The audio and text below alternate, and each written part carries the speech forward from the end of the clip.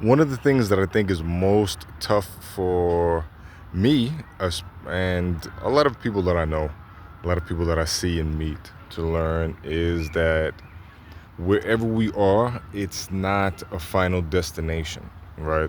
So the quote comes to mind: success is never final, failure is never fatal, right? I think the end of it is it's courage that counts. But the first two phrases kind of sum it up perfectly. It What had me thinking on this was a week ago, Saturday, I had a rap battle. So last December 2025 is when I had my first rap battle in 3 years, right? Had one after that in February, a couple of weeks before my birthday. It, you know, didn't turn out that bad. The December one was okay too. Uh, February was okay, and I expected this to be a much better showing than all of them, than the previous two. I expected to show out. I promoted and fell flat in essence, right? I didn't do what I hoped to do, what I expected to do. My preparation was a little bit haphazard. It was a little bit off. I messed up all three of my rounds. For people that don't know battle rap, it's usually 3 rounds unless otherwise specified, right? So we do 3 rounds, usually a cappella, or it could be a freestyle battle, back and forth, but it's 3 rounds. I messed up all 3 rounds. So my prep was not that great. And I was really bummed about it. I was really upset about it. Ended up seeing most of the event afterwards, but still it bothered me, and it's supposed to bother you if you care, right? If what you do is important to you, then it will resonate, right? You want to do your best, you want to do a good job, you want to put your best foot forward. But I still had to think in terms of, even if I did well, even if I did my best, is that the stopping point?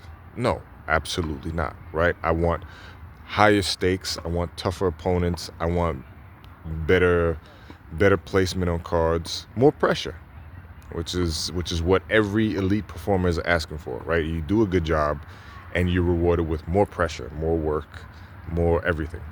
So that was what I wanted. And I fell short of that. I fell flat, and I felt flat, right? It really affected me personally, because, like I said, I want to do a good job.